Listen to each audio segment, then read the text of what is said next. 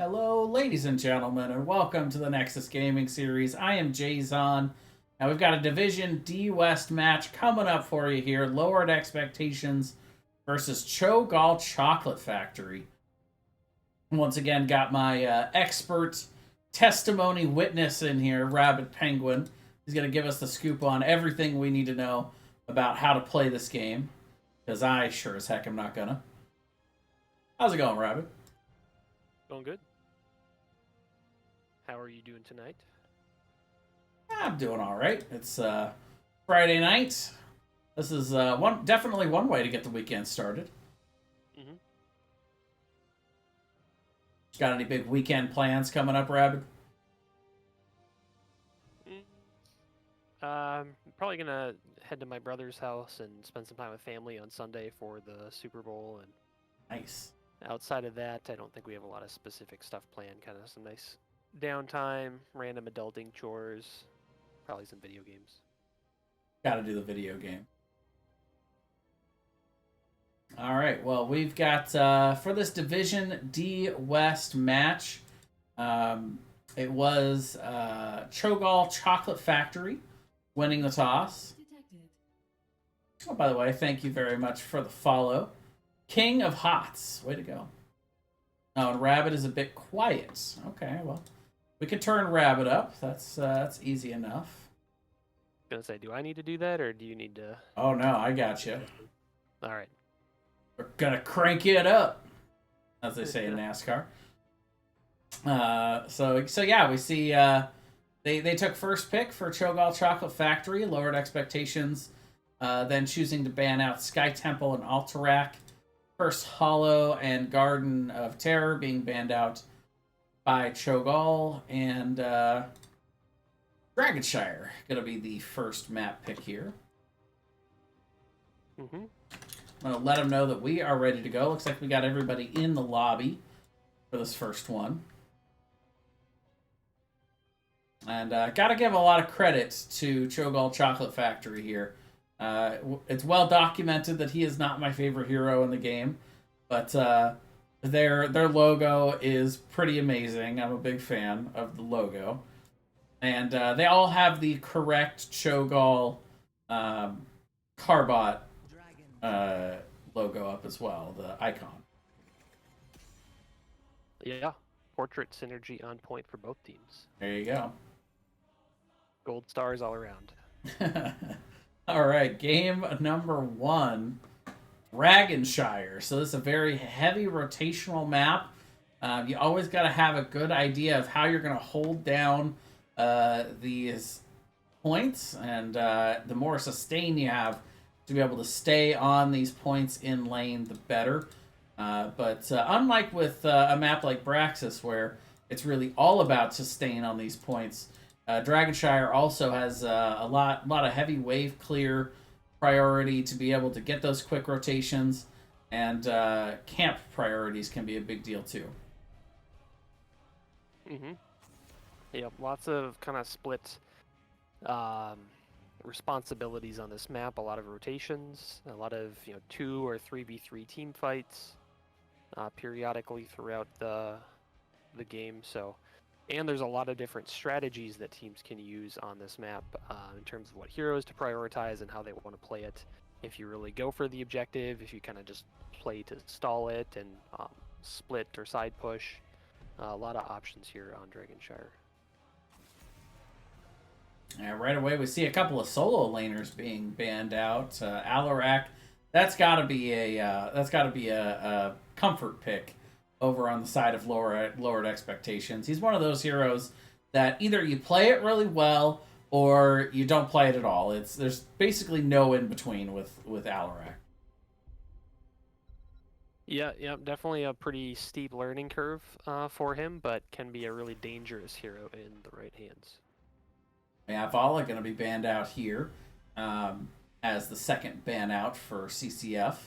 And Rexar, the first ban for lowered expectations. He's so difficult to deal with in that solo lane, constantly being able to control the point and soak the lane at the same time. And the Johanna ban, pretty straightforward. A lot of teams highly prioritizing her, either first picking her if she's available or banning her if you do not have that first pick. Stukov going to be the first pickup for Chogall Chocolate Factory. Um, don't really need to point out any big strengths for Stukov. It's all about that lurking arm. But Malfurion going to come out as a follow up along with the Blaze. So Blaze kind of an interesting early pick here because you never quite know with Blaze whether or not they're going to pick him as, or they're going to end up playing him as the tank or as the solo laner. Yep, it does keep your draft pretty flexible. Some people do that intentionally, even outside of the misdirection. Maybe they don't even know yet where he's going to end up. So it gives them some options in terms of how they want to respond to the Asmodan and the Mei on the side of Chogall. Speaking of, here's the big question for the day, Rabbit. Chogall or not Chogall? That is the question. I'm going to say not Chogall for this draft based on what we're seeing so far. Makes sense to me. And I concur. We're going to see Hogger banned out here, so no solo lane pickup yet for Chogall in the Chocolate Factory from what we can tell. So we're going to go ahead and take Hogger off the board.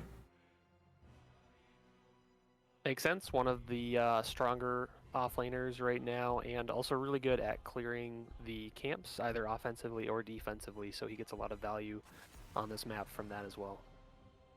Li Ming going to be banned out with Asmodan already on the side.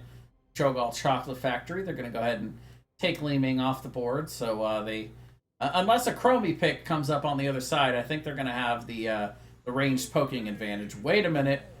Balthazar. Interesting. Yeah. That is one way to punish the lack of cleanse on the Stukov. However, Mei does have access to an unstoppable on herself, and so her being the tank will probably be the most likely one to get hit by those chains.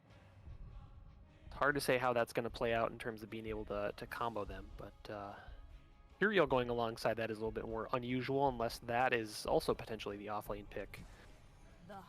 Yeah, even at the end of this draft, I'm not sure we're going to have any idea of what Lowered Expectations is going to do for that split. And especially with Illidan coming out. Now I have zero idea. I'm so confused right now. No, I think Tyrael and the Illidan are probably going to be dive buddies together. So I'm guessing Blaze will probably be on offlane duty. All right, if you say so. But my expectations definitely have been lowered. Ooh. I have no idea what to expect now. Well, for Chogall, they did pick up the Lunara and the Dahaka at the end there. I think those are both solid picks. The Dahaka global presence gives you the option to generate some man advantage team fights anywhere on the map. Also, the plentiful bushes on this map give him lots of opportunity to brush stalker around. And then Lunara with the Wisp provides good vision control for the bottom side of the map.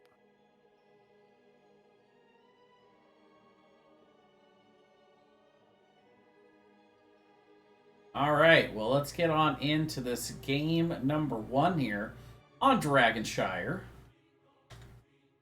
I'm glad we got an opportunity to get a second game, or a second match in here. Our first one ended kind of abruptly, so good to be able to finish out the night with what I hope will be a full 3-game set.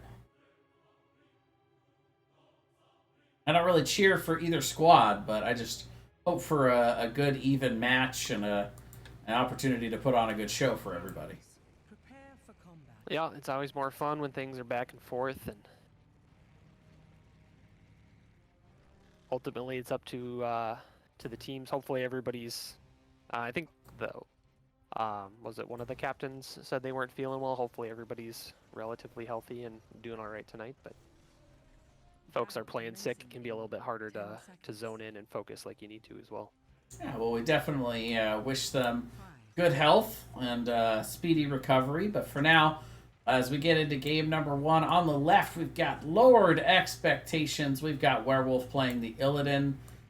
We have Pterosaur going to play the Malfurion. Devo on the Kel'Thuzad.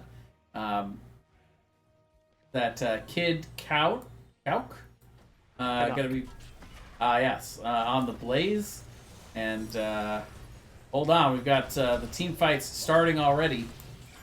Telephus, there we go on the Tyrael, but first kill instantly going out to the Stukov. Big focus in early from Lowered Expectations. Yep, a lot of aggression with the Kel'Thuzad combo, the triple front line, and then the root follow-up from Malfurion really helping to secure those initial kills. But just to make sure we get both sides in here as an intro to Chogall Chocolate Factory, we have Northgar on the May, Autumn on the Azmodan, Amai on the Stukov, Dazed on the Lunara, and Porthos on the Dahaka. And Illidan barely escapes with 30 health in that exchange. Gonna have to take a little bit of life steal time in the lane to get that back. Does tap the fountain though. But both teams gonna go ahead and split on out to grab their camps. Cleared a little quicker here by Chogall Chocolate Factory. They've got just a little bit better siege on that 4-man. Looks like I was wrong. Illidan is going to end up being the offlaner, at least for now. And it does make sense with this camp pickup here. It looks like they're prioritizing getting those bruisers out to help the top lane strength at this time.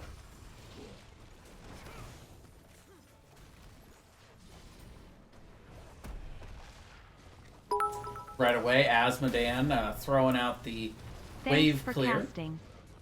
Oh, you are most welcome.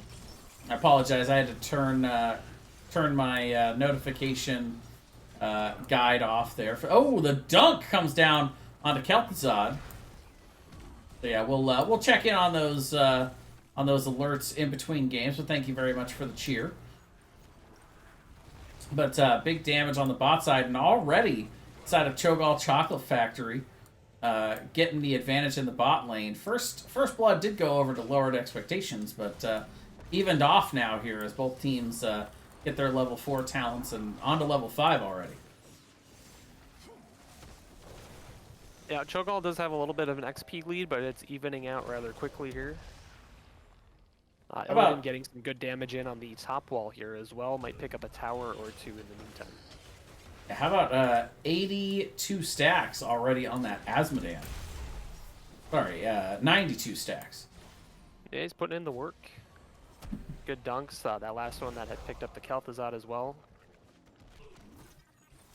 So sometimes it can be hard to get that damage where it needs to go on the Azmodan if you don't have a consistent stun or engage. May can struggle with that a little bit, but it seems like they're doing all right with it. I still contest, Rabbit, that there is no one in this game better than me at standing in Azmodan dunks. You're probably not wrong.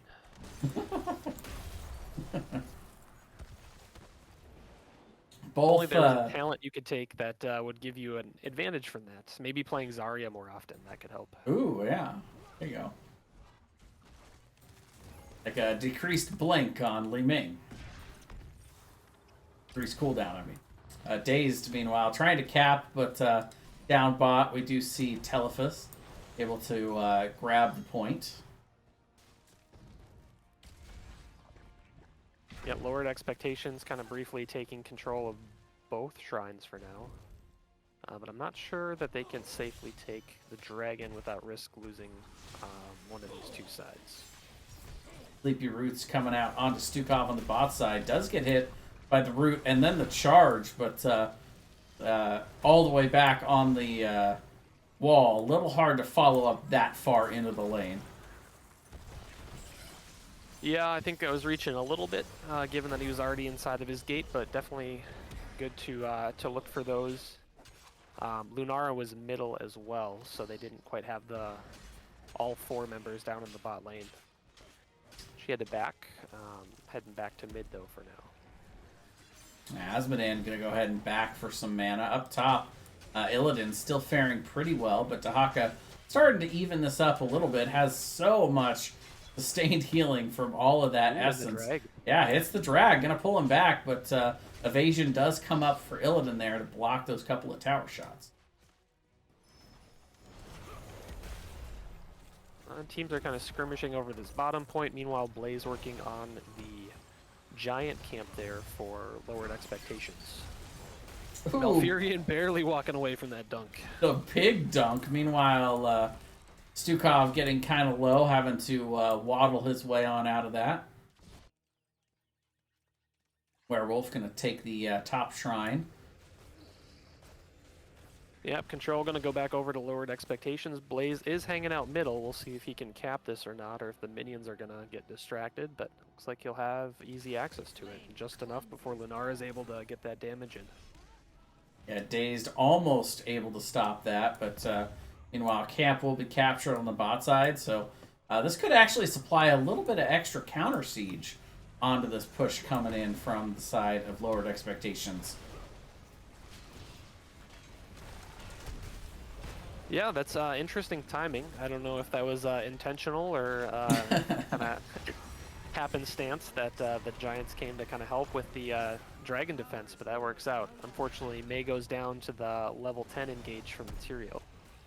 Yeah, both teams got their ultimates out here, and there's Asmodean finishing those stacks at 218 here. Daze trying to get some sort of engage, but the counter comes out. Kel'Thuzad trying to get the snipe, but not quite able to get it with the Shadow Fisher. But let's take a look at these heroics.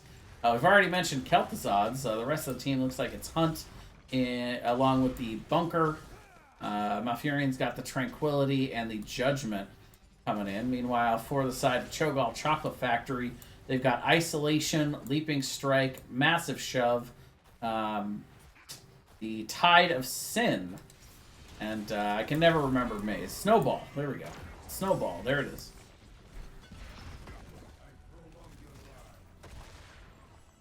Yeah, kind of seeing some of those heroics traded back and forth there, but not any kills secured for either side. Both teams gonna take a look at this bottom camp, but I think for now, not a whole lot that Chogall Chocolate Factory can do with two members up top, so kind of a win for them to just disengage it. But meanwhile, big chain and big damage as Mei will fall. And Stukov's going to be able to make it out, but another pick for lowered expectations. Yeah, it's kind of a risky decision to be anywhere near the other four members of lowered expectations when both your damage are on that camp, but maybe just weren't expecting the Kel'Thuzad combo to land or be able to do enough damage to secure the Mei kill. But either way, she is done with her death timer and is making her way back out to the bottom lane here. Meanwhile, 26 of the 30 stacks done for Kel'Thuzad, so he's getting very close to getting that extra bonus from the quest being completed. Yeah, and that'll make a big difference too. It'll make the combos a lot more scary. And I don't remember if the Abolish Magic for Lunar is at level 13 or 16. I thought it was 13, and if that's the case, then she did not end up picking that up, which may make it a little bit more challenging to stay out of the Kel'Thuzad combos as the game goes on. Snowball coming out. Bunker coming out on the other side. Telephus in all kinds of trouble there. Blaze trying to charge in, and the Ethereal Explosion almost takes out Lunara. So close. But meanwhile, Dahaka trying to hold this point on the bottom side is able to hold Devo into the stun there. And then the Kel'Thuzad goes down to the dunk. Blaze gonna fall. And that is gonna be a triple kill for the side of Chogall Chocolate Factory. Werewolf split that entire time. Does get the top for it. But at what cost here, Rabbit? Well, they did lose, what is that, 3 heroes in the exchange, so it is a pretty good chunk of XP, but really not, you know, game-making difference at this point, with Chogall only being about a half level ahead for now, but it does give them a chance to push into this bottom wall, and Lunar is going after their camp here, but is pretty low, and that Hunt is going to finish her off. Yeah, nice scout out there from lowered expectations. You know, they had 2 members down, but that doesn't mean you have to be completely off the map. Not going to let Lunara get away with trying to do that camp steal at 10% health. That's some risky business right there. Yep, that was a good rotation from Werewolf on the Illidan as well. Not staying top lane anymore with the fort being down, kind of trying to find value elsewhere on the map, and gets a pickup with it. Stukov's got to be careful. Gets hit by that chain off of the ice block, and it is going to be Kel'Thuzad getting that final hit just before the judgment comes in. Meanwhile, we are going to see the forts taking a lot of damage here as they're diving in, trying to see if they can get themselves their second fort, not third fort of the game, actually. Oh, nope, wow. second. Canuck walks out of that. Dahaka going to pay for it as well, unfortunately. Yeah, combo almost finding its way onto 2 more members, but great counter engage here as all the members come up, and now they've started to stagger the member of Chogall Chocolate Factory. Yeah, with these Sea Giants pushing in, they can do some damage on this keep, but I don't think it's free given the death timers aren't super long yet, and Azmodan can kind of de-push this relatively safely from a distance. Yeah, Azmodan, of course, one of the better anti-siege heroes in the game. And they are going to be able to open up the bottom keep at the very least. I feel like could be an opportunity here as they are looking to cap the Dragon Knight, and that dunk will not quite be in time. So if you are on the side of lowered expectations, Rabid, where are you taking this Dragon Knight right now? My guess would be they're going to try to end this mid fort here. It's relatively low, although it is eating tower shots and fort shots, and so the health bar is kind of dropped, and I think that might be all they get.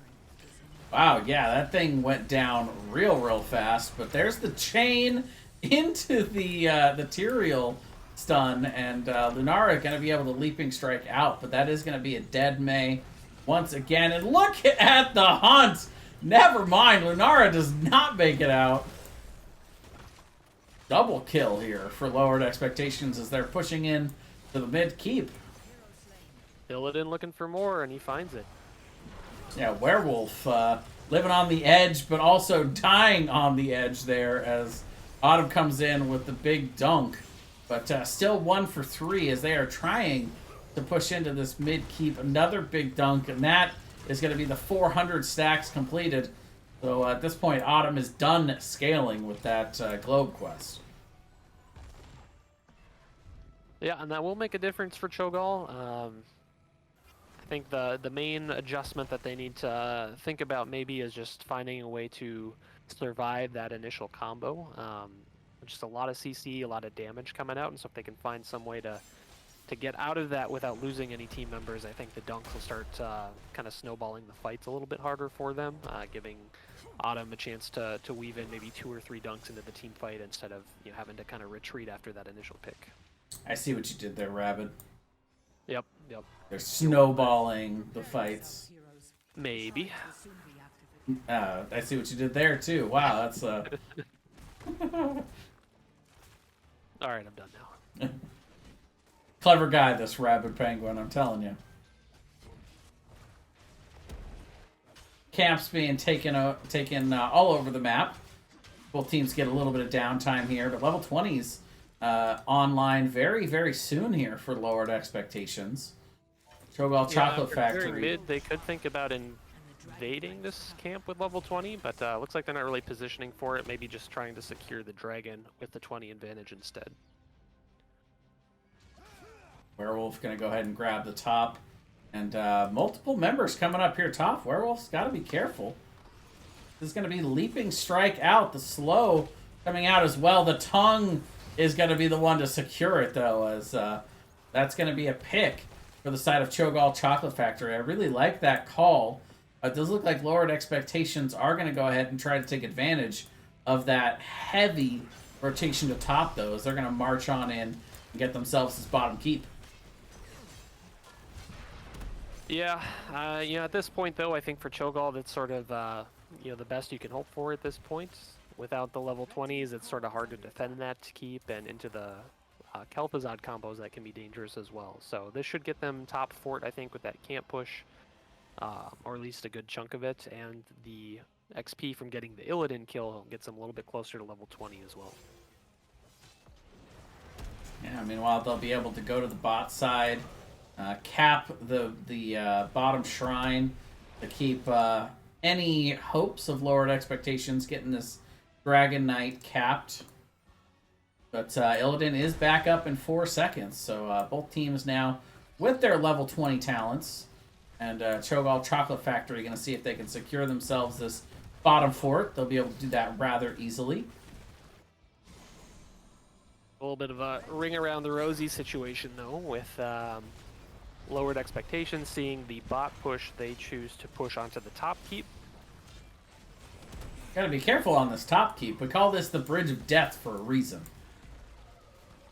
Yeah, you know, I understand kind of the general idea of trying to punish the rotation onto the fort, but I don't know if you realistically get that keep, and you know, if you do get caught on that retreat, that can be a rough place to retreat from, for sure. Meanwhile, there is the 2-man snowball. Gonna kind of split up the members of lowered expectations here a little bit. The Haka, oh, just barely missing the drag onto the Tyrael. So close. Isolation I'm comes gonna miss, out. so that does give Chogall a window of opportunity to look for a team fight without a good chunk of the damage input from lowered expectations. Yeah, Telephus taking in a ton of damage there after that charge in. But look at the combo on the backside. Stukov killed in return, so it is a 1-for-1. Big damage coming out from that Kel'Thuzad Shadow Fisher. The charge in onto the backside. Autumn gets stunned. The dunk comes in and chunks a couple of members, but it's Dahaka that's going to be the first to fall. Azmodan shortly after, and lowered expectations seem to be on a bit of a death march there, as they lost the Tyrael early, but they were able to kind of reposition, get some combos going, and they end up exchanging 1-for-3 in that team fight. Yep, I think having the safety of the bunker helped quite a bit. Illidan was really low in that team fight, and the poison damage was kind of stacking up along with the Azmodan dunks, but he was able to get in there and live just long enough to kind of get out and get his sustain going again. He might pay for it here on the core, though. Yeah, Illidan trying to live, but ultimately is going to end up falling to that Lunara damage. Not quite able to get through the shields either, but here comes the Dragon Knight. This is an 18-minute DK, so it is going to absolutely chunk this core.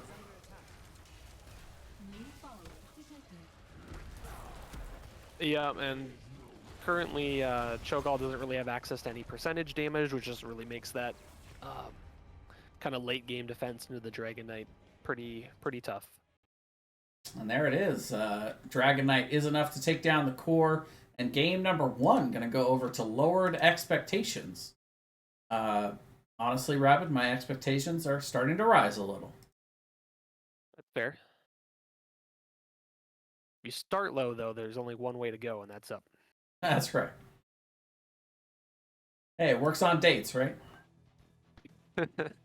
That is a strategy. That is why I'm still single. Meanwhile, here in this game, let's take a look at our stat board here. First thing that jumps out to me right out of the gate, Rabbit, first thing is 88k healing from Malfurion, from Terrorsaur, to the 33k on the other side. So just a huge healing stat disparity there. Yeah, it might be a little deceiving. You know, a lot of the team fights, especially early game, were over pretty quickly because of the Kel'Thuzad combos, at least, you know, towards the direction of the Chogall Chocolate Factory. So, you know, Stukov doesn't have a lot of opportunity to heal someone who's stuck in a root and comboed, or if Stukov himself is the one who gets caught in him, which I think happened a couple times there with the 4 deaths. So that could be part of that healing disparity, but certainly impressive numbers nonetheless from the Malfurion. Yeah, 13-8, so pretty even between these two squads as far as damage goes. And Malfrex, thank you very much. Appreciate the Appreciate the feedback.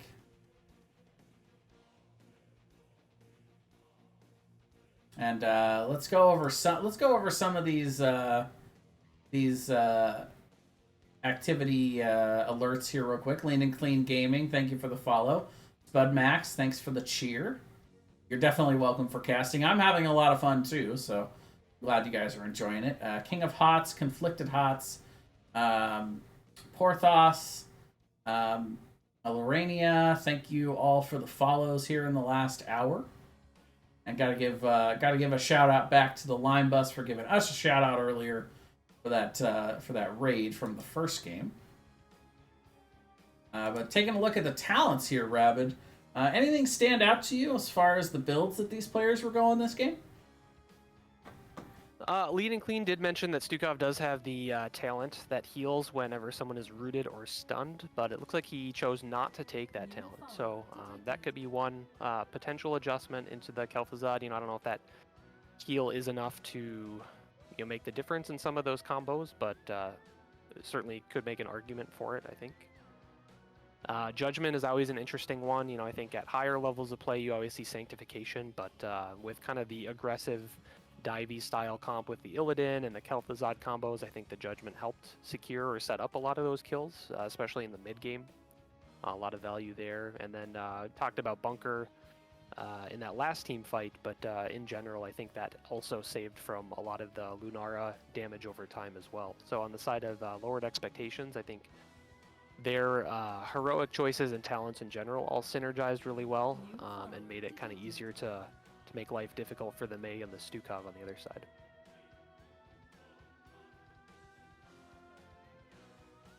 Stukov did go the Lurking Arm build, so kind of relying on Mei to set up some of those slows and stuns to keep people in the silence puddle. If you can get them stuck in there, that can definitely keep them there with the silence, as well as the damage on top of that can help secure some of those kills as well. All right, it looks like we're setting up for our game number 2. Chogall Chocolate Factory electing to take first pick once again. So lowered expectations going to take us to Infernal Shrines. And I maintain my points from the last series. Definitely one of the more popular maps here in Heroes of the Storm. Well, NGS, really. So it seems. Make it so.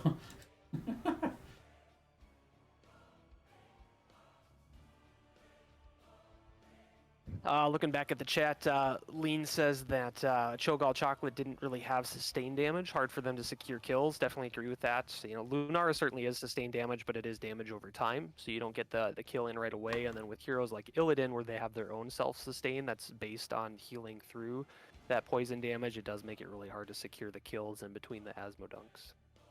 Yeah, and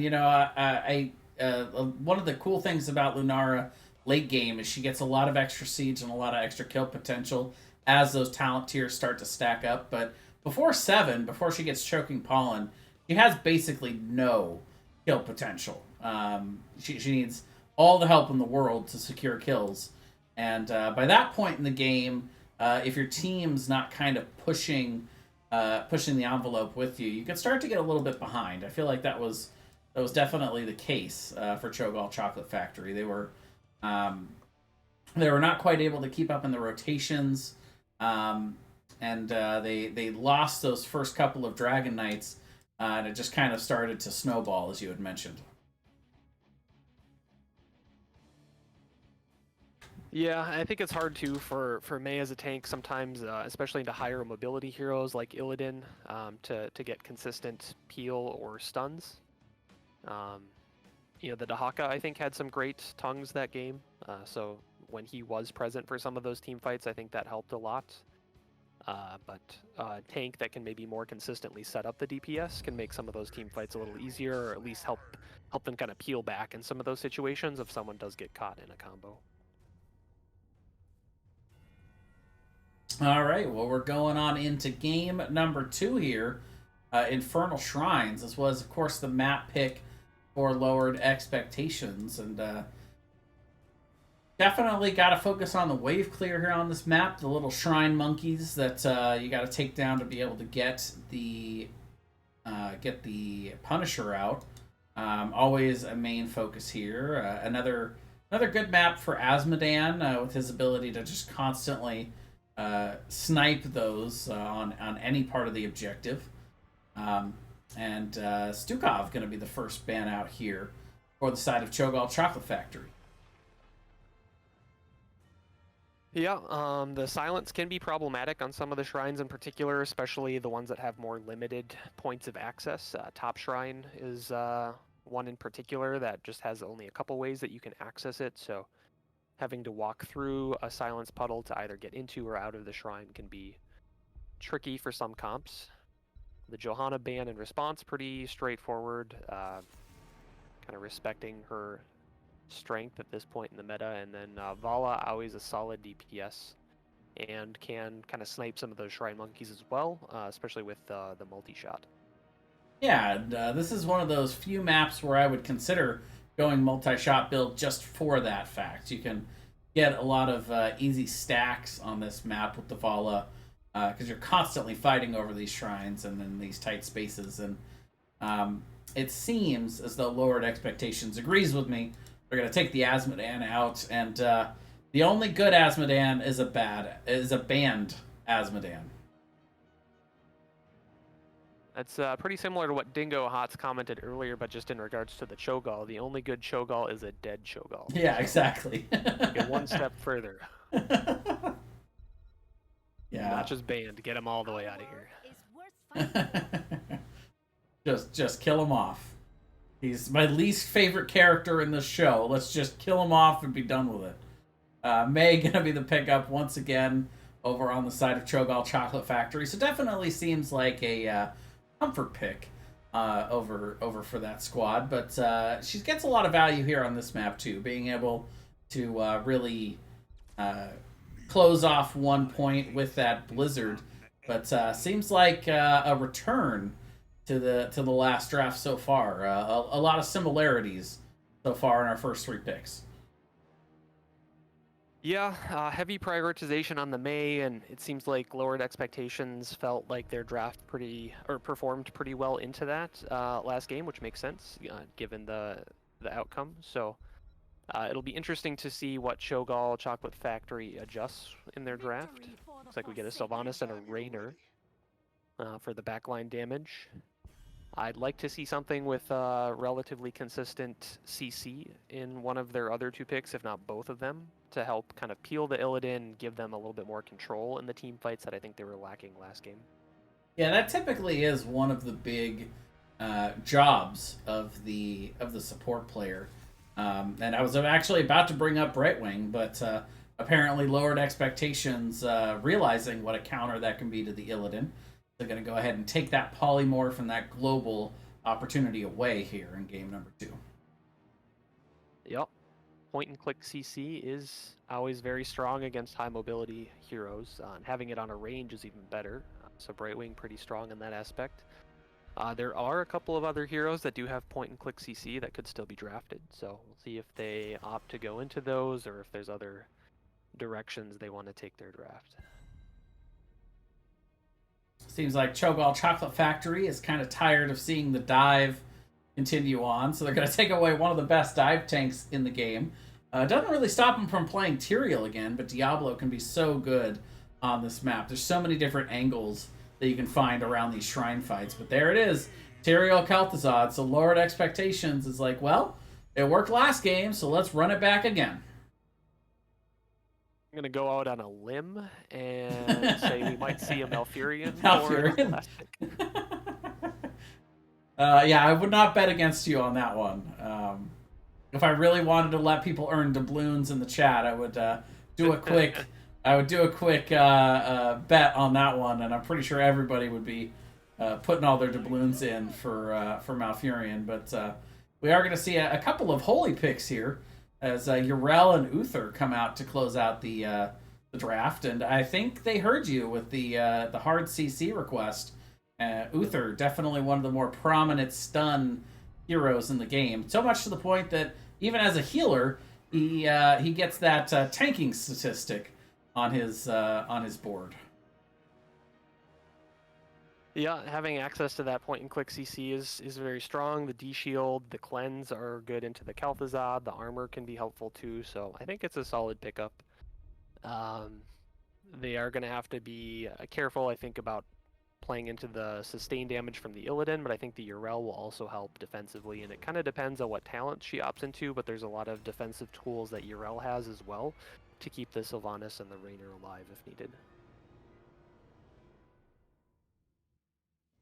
All right. Any quick predictions from what you're seeing from those two set of drafts? I mean, it's hard to argue with the efficacy that we saw from lowered expectations in the first run of this exact same comp. I'm a little surprised they got to draft it 2 times in a row, hero for hero, but you know, Yeah, you don't on see the that other very hand, often. yeah, Chogall Chocolate Factory knows exactly what they're playing into and exactly how it's going to work. So Yeah. they have the advantage of having a little bit of a preview of you know, what this comp is going to be played, and it's kind of on them now to be able to find a chink in the armor, so to speak. All right. Well, starting here on the left, we've got lowered expectations. Warwolf going to be on the Illidan. Terrorsaur on the Malfurion. Telephus is going to be playing that Tyrael. We've got Kid Canuck going to be playing the Blaze. And Devo going to be on the Kel'Thuzad. Whoa, I just got deja vu. On the other side, Chogall Chocolate Factory has Porthos on the Yrel, Amai on the Uther, Hrothgar on the Mei, Dazed on the Raynor, and Autumn playing the Sylvanas.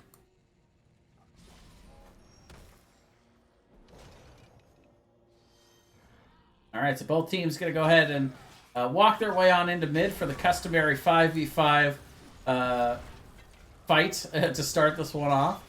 And both teams going to start slowly poking on the other side. Chain does manage to just barely miss on that one, but does manage to get a stack at least off of rooting the Yrel. But meanwhile, big damage coming on to the Tyrael as Chogall Chocolate Factory will turn and get to that first blood. Yeah, that was a big stun onto both the Blaze and the Tyrael from the Mei, so I think that's one thing that they'll need to be able to do relatively consistently this game to kind of make more of an opportunity for the sustained DPS in their backline to punish some of the frontline positioning on the side of lowered expectations. Apologize for the technical difficulties. I'm going to have to make a new contract there with the hamsters that are running on their wheels in my tower. So it looks like we got the lag cleared up there. They just want a living wage. Well, they haven't earned it yet. No, I'm kidding. I mean, we really all could use a living wage, let's be honest. But meanwhile, both camps going to be taken on both sides here.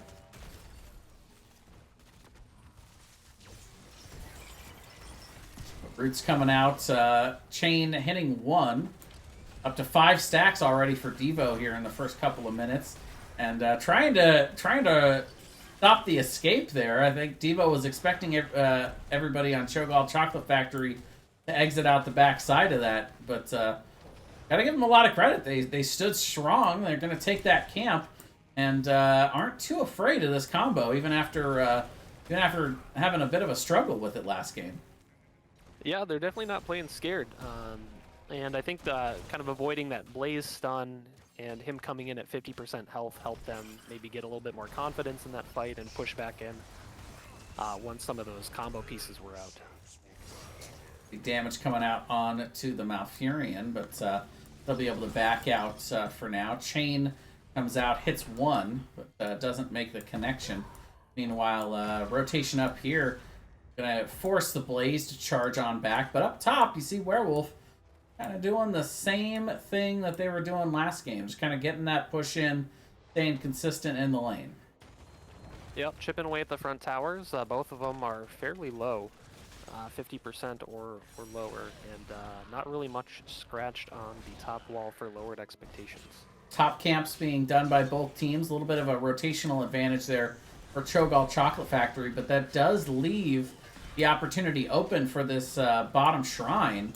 as Lowered Expectations get it started and are already at 50% by the time that Chogall Chocolate Factory even shows up to start contesting this, Rabbit. Yeah, big advantage on the objective count, but Illidan is still stuck on that camp, and it's going to take him a little while to rotate in. So if Chogall can secure a kill here, or at least do enough damage to push them off the shrine, they should be able to still make a fight for this objective, but they're taking a lot of damage in return. Yeah, they have started to catch up for sure. Illidan is actually going up in the top lane. He has cleared out the Shaman camp up top, and now looks like he's starting to rotate down. Very, very close on the shrine, but Chogall Chocolate Factory taking just a little bit of an advantage. Urel does end up being the first to fall, though. Illidan on the top side trying to see what he can do, but ultimately it is going to be Chogall Chocolate Factory getting the point, but at the cost of a 4-for-0 exchange on the point. Big team fight win for Chogall Chocolate Factory, even losing the objective. Yeah, that puts them up a full level, so they're going to be well ahead in the race to 10, which will give them a pretty significant advantage on the next objective skirmish as well. I will neither confirm nor deny whether I totally said that backwards. It's definitely not recorded anywhere, so no one has any proof. That's true. We are fortunate. It's Lowered Expectations, able to clear up that Punisher pretty quickly there. Yeah, we're seeing a little bit of a trade here in the offlaner responsibilities. Blaze is now up top and soaking with Illidan down here in the bottom. Illidan did go into the Unending Hatred at level 1, so maybe feeling like he's got better opportunity to stack down here or just contributing more to these mid-game fights. Yeah, the nice thing is later in the game, if Kid... Man, I keep flailing on that name, but if Blaze gets tired of solo laning, they can just send Tyrael up. You know, they could just keep taking turns. Because let's be honest, it's never fun to be the solo laner. That's true. That makes sense. You know, kind of depending on your team setup. You know, if nobody wants to do it, the only fair thing is just to send everybody up there 20% of the game. So Malfurion maybe he'll take a turn here in a couple levels. Yeah. And then once Kel'Thuzad gets all his stacks, you know, he doesn't need to be in the 4-man anymore. Just send him up to the solo lane. It makes total sense. Or maybe it's just like a disciplinary strategy within the team. You know, somebody's getting a little hyper or toxic. You just say, you know what, you're on off lane duty for the next couple levels. Go to timeout. Just relax a little bit. Soak some minions. It'll be fine. Level 10's in here for Lowered Expectations. They got the Tranquility, Bunker, Shadow Fisher, which we see coming out, along with the Judgment, and big focus onto Raynor. I will say Raynor survived an impressive amount of damage and stuns before he finally went down. Yeah. Hunt's coming down. To walk away from that one, but Raynor does go down along with the Mei on the backside of that engage.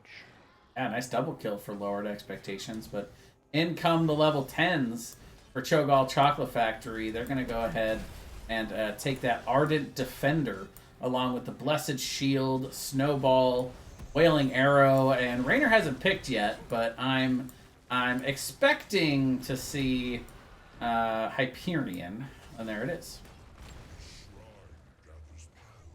Wailing Arrow used to defend bot lane. I'm not sure if you know, maybe they thought there was going to be more of an engage there than there was, or just trying to push them off of the fort, but that'll be down for about a minute here, so probably not available for the objective fight. Yeah, that's a very long zoning ult. Yeah. Uther also doesn't have Cleanse, which I think is an interesting choice into this comp, especially as solo healer. It's kind of one of the big important tools to help keep your team alive into this amount of CC, so puts a lot of value into that D-shield and making sure that really gets on key priority targets to turn some of these fights. I'll tell you what, and there aren't many well, by the way, Tyrael just getting completely blown up there. On this 2-man snowball coming in to try to follow it up. Kel'Thuzad is caught in that. He's going to try to just throw down the self-ability and look at the bunker coming out. They're going to delay the inevitable here. Devo actually trying to run the other way, kind of leading the members of Chogall Chocolate Factory away from the point, but ultimately is going to result in the double kill here. Raynor living on a razor's edge there as well. Finally gets the Divine Shield and is able to walk away. Tyrael is back to life, but with Illidan making that 3 staggered kills here, and they are pretty heavily staggered as well. Yeah, both DPS being down, I think, means that Chogall should get this objective with relatively little interference now. Yeah, they do have to worry about clearing it though. All 5 members of Lowered Expectations are up and alive. Just 30 right now on the count, so they're not too far behind. Judgment is going to come out, and the Roots to follow it up as Autumn trying to run their way out. But now the point kind of dominated by Lowered Expectations. They've gotten back in here. They take the lead, and they are going to, in fact, secure that Frozen Punisher along with the Urel kill. Yeah, I think I definitely underestimated, or maybe overestimated, the Shrine clear on the side of Chogall there. Just with the Sylvanas and the Raynor, not a lot of AoE damage, so it took them quite a while to rack up the objective count, and wasn't quite enough to secure it in time before they were all back up and able to fight again. I guess you could say you had some lowered expectations. You could say that. 5-man push here in the mid. Fort goes down. Still 70% on this Frozen Punisher. One of the more difficult Punishers to deal with. There's the charge to follow up the stun from John Cena. Big damage. Urel trying to jump out, but Bunker on the other side to try to keep the members of Lowered Expectations alive. They are going to get the front wall, but they will go ahead and retreat before they overstay their welcome here in the mid lane. Yeah, that was a great Wailing Arrow and Divine Shield to keep all of the members of Chogall Chocolate Factory alive. So, well done defending that push and that engage. They do lose the forts, but all in all, not too bad. Urel, though, using a couple cooldowns to get over that wall and now doesn't have a whole lot to get out, is able to use her Heroic, though, to survive a little bit on that point. Yeah, Ardent Defender keeps her alive, but they just turn and blow up the Mei in response. Now Illidan is on the chase and will be able to finish them off as well. So I like the re-engage there. They took a step back because they knew the members of Chogall Chocolate Factory were on the way, but it's like you said, once Urel had used all of her abilities to jump over, they said, well, let's go ahead and take advantage of that. Yep, a little bit of an overextension there, I think, by Chogall, but right now with level 16 closing in for Lowered Expectations, I think they just need to kind of clear up the lanes, turtle in their base a little bit, and get some XP to even it up for the next Shrine fight.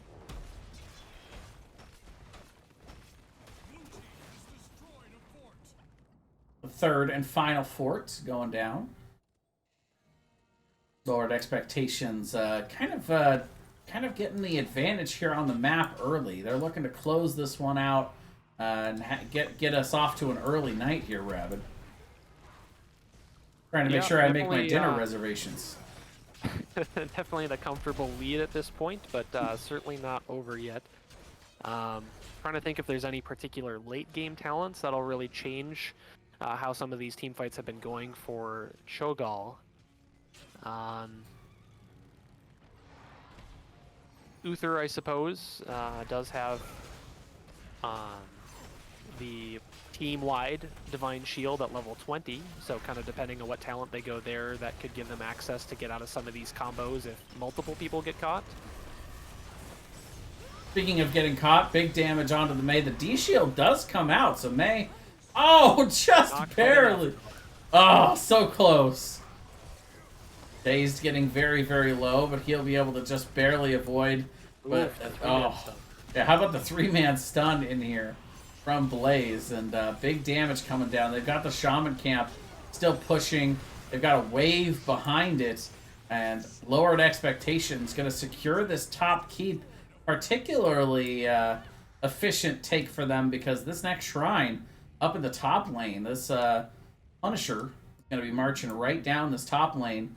Going to give kind of the first opportunity to end the game for Lowered Expectations.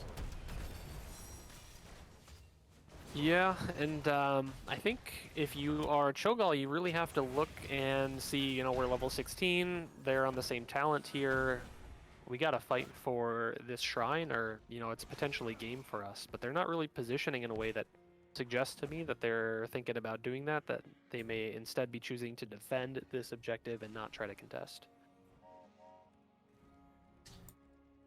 Yeah, I gotta be honest. I'm seeing a little bit of aimlessness right now amongst Chogall Chocolate Factory, and I can kind of understand why. Um, the strategy from Lowered Expectations is kind of this blitzkrieg style strategy that can really throw you off your game in these team fights and start to make you feel a little less confident. But I think you're right. You just kind of gotta constantly be taking stock of what your win condition is and where your advantages and disadvantages are. And either way, right now for Lowered Expectations, they are on the march here in this top lane. Illidan is in mid, but he does have that hunt to still be able to come in. Meanwhile, we are going to see Yrel taunting this and trying to get this Punisher to come into the mid keep, but ultimately we'll go back and get started on this core. Yeah, it's a good start though. It was able to get it down to about 3/4 of its health before it even started looking at the core, and they're able to kill the Punisher relatively quickly. So they may, in fact, not risk losing their core at all at this push, and have another chance to fight for level 20. Although it is 2 3/4 of a level away at this point still. Kel'Thuzad looking for that combo over the wall onto the Glacial Spike, but I really like that from Lowered Expectations. They didn't engage too hard because they didn't have those 20s, so they didn't want to give Chogall Chocolate Factory the ability to have that fight pre-20. So they just had Illidan split out the entire time, getting advantages elsewhere on the map. And they were kind of in the area, giving themselves an opportunity to maybe be able to take advantage if Chogall Chocolate Factory stepped out too far or maybe mishandled that Punisher in any way. But gotta give it up to Chogall Chocolate Factory for not making that mistake and not giving them that opportunity. Yeah, yep, I think that was about as good of a defense as you could hope for. Gives them some time here to stay in the game, collect some more XP, and look for that 20v20 fight.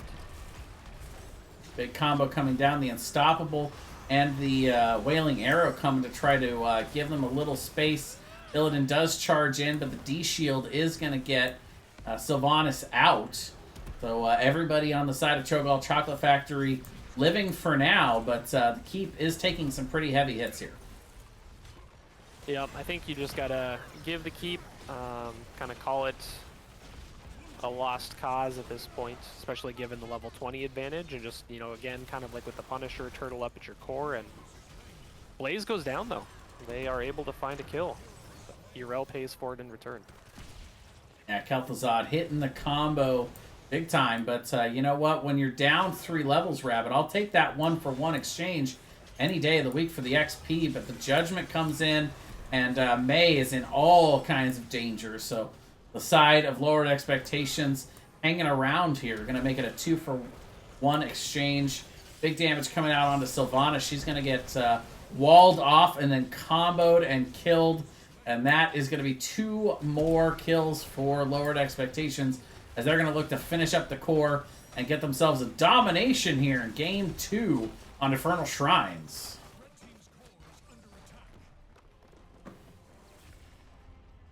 Oh, where are we going?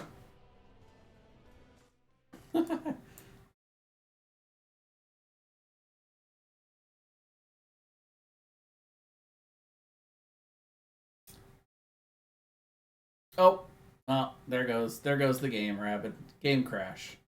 Oh no. That's okay. You know, I made it to the end. That's what's important. Yeah, yeah.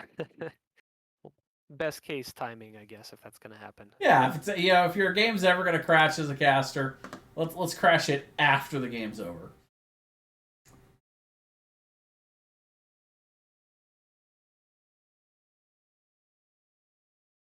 Well, you know, you've got maybe ban Illidan. Reasonable suggestion, I think. And KTZ, I think either option. You know, certain teams might struggle into one or the other, if not both. So banning those two, especially if you're a first pick, you know, I think makes a lot of sense. You know, you don't have to worry about banning some of the generally considered OP stuff like Johanna or Brightwing, and can focus on more of those comfort picks. But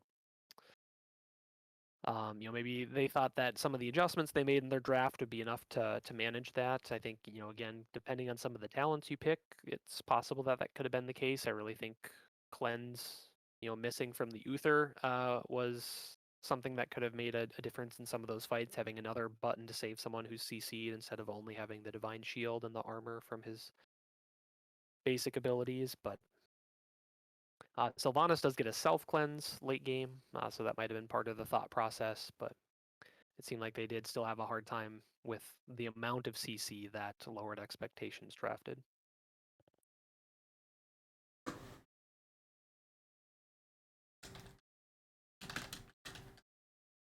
All right, well, I'm going to see if we can set up an interview with Malfrex, team captain, for lowered expectations.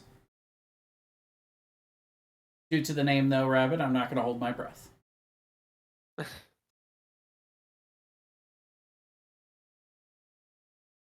I'm going to run out of jokes about lowered expectations at some point, but not just yet. Awfully high expectations for yourself. Yes. Always. And I never live up to them. Lean says Raynor not getting Exterminator made me hurt inside. Yeah, I think that's a debatable one. Personally, I always feel bad taking Exterminator. I think it does get really good value, especially on certain maps. But in your team fights, it's definitely a noticeable difference when you're right-clicking somebody and their health bar doesn't seem to move in any particular direction. When you take that talent, it can feel kind of bad then too. So,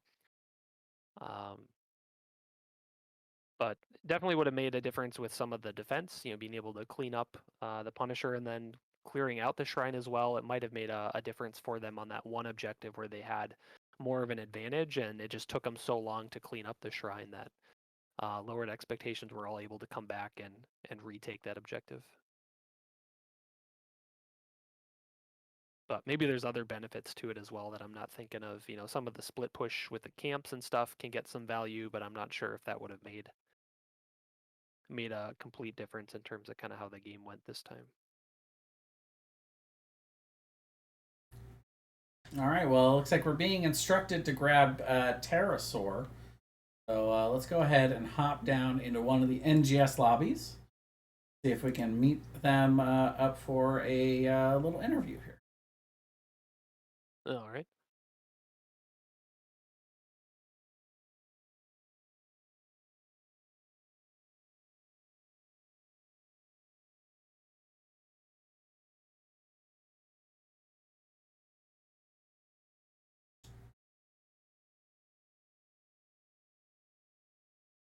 Hello.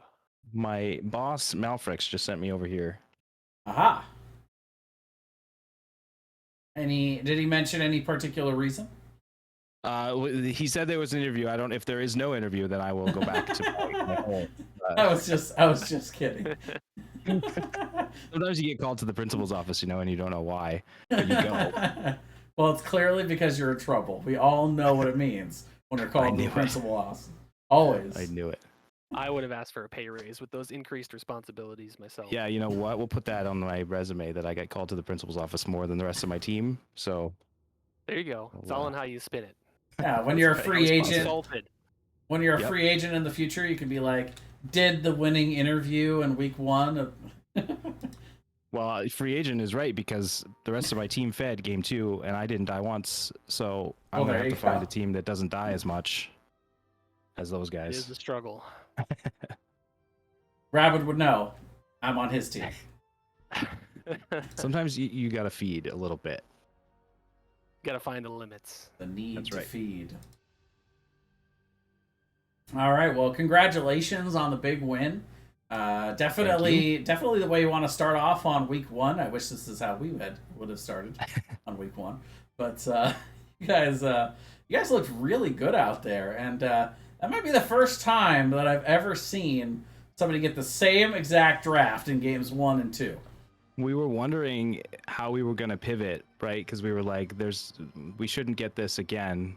And then luckily for us, we did, because that's the only team comp that we've practiced in that kind of judgment hunt formation. So I shouldn't say that in this interview, but I'm gonna keep. I'm just gonna keep pulling out. I'm just gonna keep pulling out those secrets. Shoot, the secrets, the truth serum. Hit me. It's not like we both just saw it on stream. It's not like it's recorded on YouTube or anything. It's fine. Yeah, it was. We were pre-game. We were trying to work out how we could get a comp like that to work, and that's what we came up with. We were mostly worried that we were going to get Chogall on, because that makes us all sad whenever we get Chogall on, and it's in their name, and it was their little icon there. So we're a little bit nervous pre-game, but no, I shouldn't say that either. But no, they played a good game, and it was good Stukov play, good May play. Just I see what's going on here. Weaponized incompetence. I'm just shoot. Spill all the team secrets. They're never. I'm bad at laundry, and I'm bad at doing the dishes. Yep. So don't make me do it. At least they won't make me do the interview again. Exactly. Well, I don't have the talents from game 1 pulled up, but did you get the same draft and take all the same talents? I did not on Malfurion. I would imagine that the Illidan and the KTZ talents were pretty similar. Yeah, I would say most of the same talents were probably pretty close. I took a couple. I pivoted a little bit because I was feeling frisky. Oh, okay. But I still try to do DPS. I can't usually take the mean broccoli talent at level 1 on Malf and NGS because we need CC. But someday I'll break that one out too. That's fair. It always sucks having to pick the stuff that's less fun, but yeah, I would like to play DPS and not heal, but they banned my Alarak in game 1, which I was a little bit sad about, just because I like the option to play him, but they took that away. But they did their research. We just happened to, I guess, play something new that we've been beaten by in the past. So that was, we drew inspiration from a team that beat us with almost the same exact team comp. No shame in that. Yeah, that's right. No shame. And listen, if we get a win, there's no shame at all. We'll cheese our way to the top if we need to. That's the name of my next team. Cheese our way to the top. That's right. It happened to us a couple times last season. We got we saw the team kind of materialize in front of us, and we were like, what is happening to us right now? And it wasn't pretty. So anytime you can not let them know what you're up to, it gives you an advantage. But how did you feel about some of the changes that they made to their own draft then in game 2? Because obviously you played the same comp both times. Did you feel like playing into one draft versus the other had some unique aspects to it, or did you not really have to adjust much in your play style in terms of how you drive that comp? We did. So in game 1, their Asmodan was kind of I don't know if win condition is the right term, but we knew that there's a timer on the game where our macro is much weaker than theirs when they have Asmo and Dahaka. So we tried to eliminate. We picked a little bit smaller map, and then B, got rid of Asmo so that we didn't have to worry about that, because we want to fight post 10 with our team comp. So it was just basically survive to level 10 and then do the stuff we want to do. But yeah, their team comp game 1 was macro heavy, and so we knew we had to kind of ban against that for game 2. Gotcha, that makes sense. And he banned the Rexar game 1 because we saw in our poking around in their players on the NGS site, we saw that they had a Rexar player. So that's we don't want to play against a Rexar on D-Shire. So we have a Rexar player too, but he was on Blaze duty that game. So understandable. Can't play both. Some people I think like to play Alarak into Rexar. Is that something that you've done? Is that a favorable matchup or? Yeah, because I think some Rexar players they don't mind, it's just Misha, but it's still sadism. So I do any little thing that gives you extra sadism. But I like playing Alarak on that map, but I wasn't able to. But it's all right into Misha.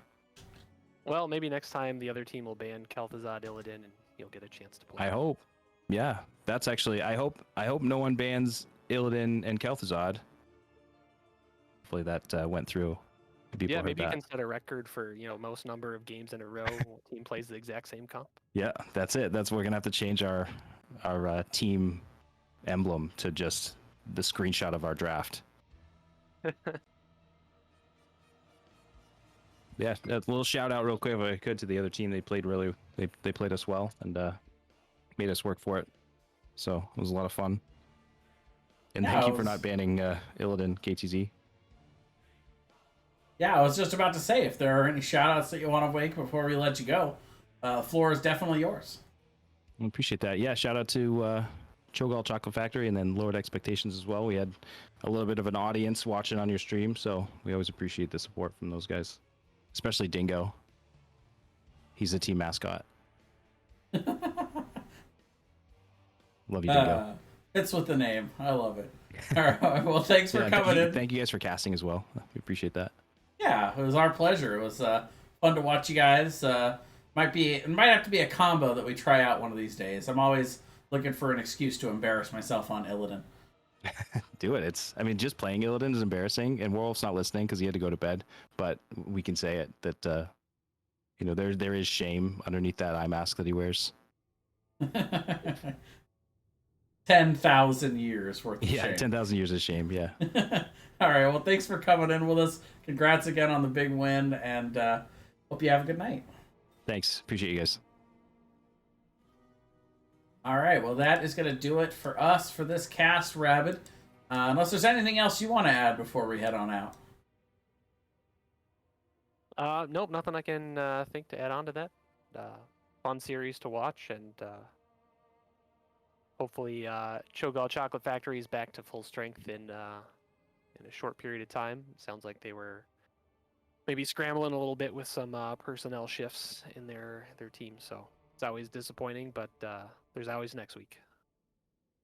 That's one of the great things about the Nexus. We here in the NGS series, we get to just reset it and play again next week. So we're looking forward to seeing both of these teams where they go here in Division D West. I want to thank both teams for coming out. Thank you again, Rabbit, for joining me. It's been fun these last couple of nights getting to cast these matches with you. Likewise. Yeah. And until next time for the Nexus Gaming Series, I am Jason, and we'll see you guys next time. Have a good night.